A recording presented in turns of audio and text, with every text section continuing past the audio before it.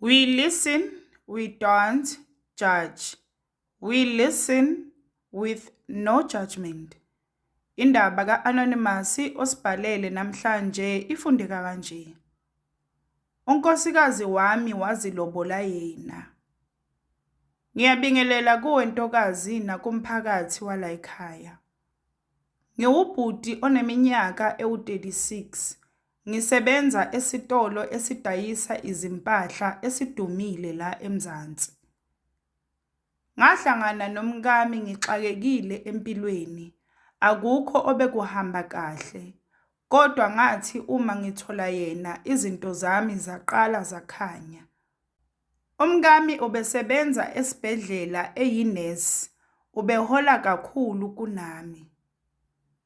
Kuthe emva kweminyaka emibili sithandana nomkami, wabese ebona ukuthi kungcono anginike imali ngiyovela kubo. Wathi ubona ngathi seside lesikhathi sithandana, uyabona ukuthi amandla ukuthi ngihlanganise imali yokumlobola angeke ngize ngibe nawo maduzane. Ngavuma-ke nami ngoba vele bengibona ngendlela bekawusizo ngayo empilweni yami. Ngathumela incwadi yamalobolo kubo, lwafika usuku ngawahambisa, ngambesa saze sayobhala enkantolo. Kuthe ekuhambeni kwesikhathi waqala wangilawula. Ngingasakhoni nokuphuma ngiye la ngithanda khona. Uma ngike ngaphuma nje uzofona angaqedi. Angifonele nangama-video calls afune ukubona ukuthi ngikuphi nobani ngenzani. Ngangizizwa ngathi ngisejele. Bekalawula ngisho nama-finances wami, agada yonke imali engenayo nephumayo. Ngangingasazizwa njengendoda. Lwaqala-ke uthando lwehla kimi, ngagcina ngisengijola emsebenzini. Usisi engajola naye wayethobekile, angihlonipha, anginika indawo yami njengendoda. Uthando lwami lwavele lwakhula mawala, ngase ngingasakhoni nokufihla. Umkami naye waqala wasola ukuthi ngathi sengiyajola, futhi ngangingazisoli ngalokho. Kuthe sekuphele izinyanga eziwu-5 sithandana nalosisi wakhulelwa. Ngavele ngabona ukuthi kungcono ngiyohlawula ingane ingakazalwa. Lapho umkami wayengazi ukuthi ngimithisile futhi ngifuna ukuhlawula, futhi ngangingazimiselanga ukumazisa. Yazalwa-ke ingane, uthando lwethu lulokhu lukhule njalo. Ngaze ngabona ukuthi uyena mfazi-ke lona okumele ngimlobole ngamandla ami. Cha, yayithobekile ingane yabantu futhi ingihlonipha. Ngakhuluma nomndeni wami ngesinqumo sami, ngabacela ukuthi kube yimfihlo umkami angatshelwa lutho. Ngenxa yezizathu engababekela zona, nabo-ke bavumelana nami bangeseka. Ngahamba ngayolobola kubo, ngahambisa izibizo kwalandela umkhehlo, kwase kusele idate yomshado wesintu.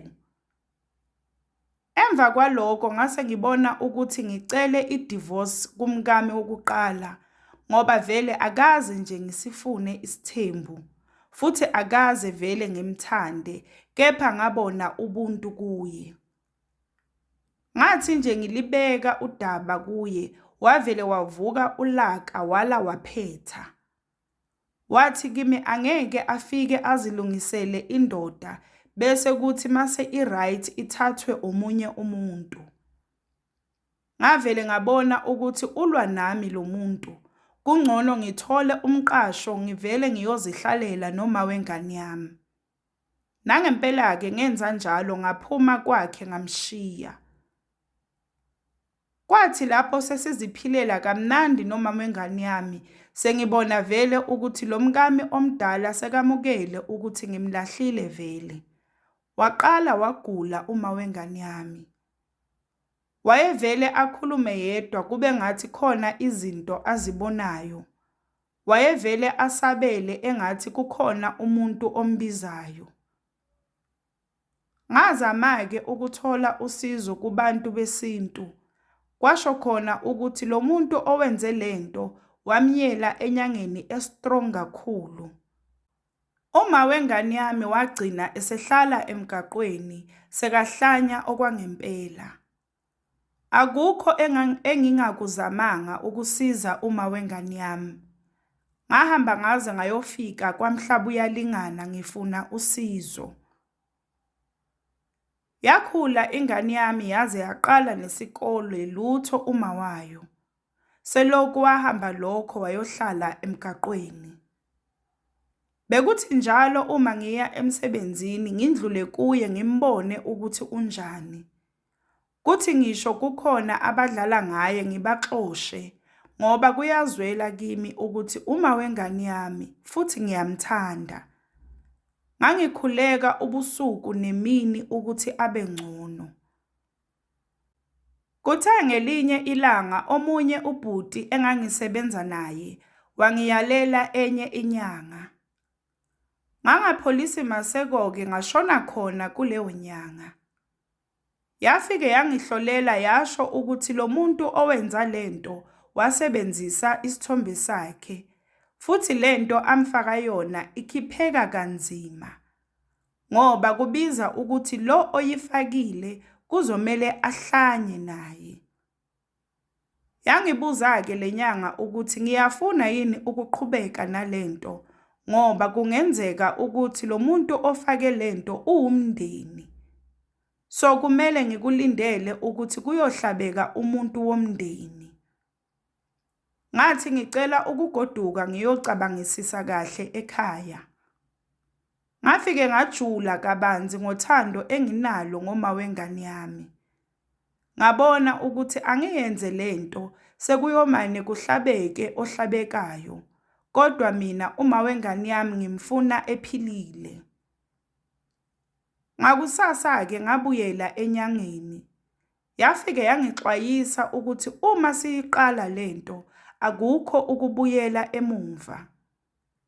Yangivezela isibuko yathi lo muntu ozovela la uyena owaloya uma wengane yami.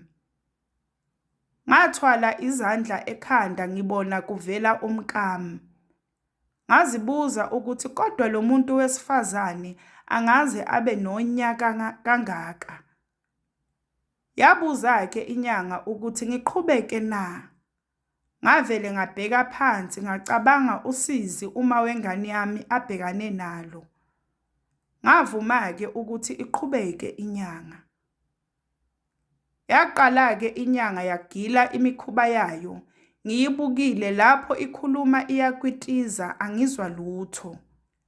Lapho ngangithuke ngiqhaqhazela, kodwa inhliziyo yami ilokhu ishilo ukuthi ngenzela uma wengane yami.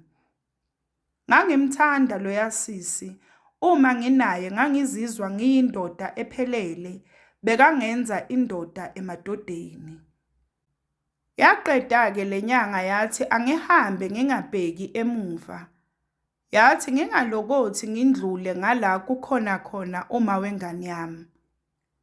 Yase ingitshela ukuthi umuntu wokuqala engizomthola egeyithini lala ngihlala khona uyena-ke umuntu ozobe sekahlanya loyo esejikelwe yizinto zakhe. Kwakukhona ukungabaza okuncane kokuthi angeke kube umkami engizomfica egeyithini. Nangempela-ke ngahamba ngangabheki emuva. Ngathi nje ngifika egeyithini ngathola umkami ebhizi ekhumula ebangqunu, ekhuluma izinto ezingazwakali. Ngafikelwa umqondo wokuthi ngimsize. Kwabuye kwathi no man, lo muntu uzenzile yena futhi ufela amacala akhe.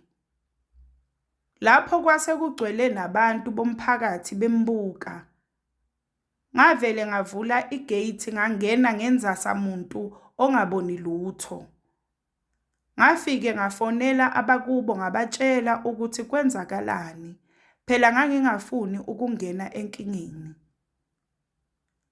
Ngathi nje ngithi ngiphumela ngaphandle, uma ngivusa amehlo ngabona uma wengane yami engena ngesango egqoke amanikiniki. Ngavele ngagijima ngaya kuye ngamhaga. Wabuza ukuthi why enjena, kwenzekeni kuye. Ngathi kuye yindaba ende ngobuye ngimxoxele. Okwamanje asingene endlini ageze afake izimpahla eziright. Lapho umphakathi udidekile phandle, ubona umkami ephithanelwa yikhanda. Lo bekayihlanya lendawo nangu ebuya ekhaya. Nangempela ke sangena endlini noma wengane yami, wageza ngamenzela ukudla. Ngase ngimlandisa ke ukuthi kwenzakaleni. Wavele wakhala, sakhuleka sobabili sibonga umdali.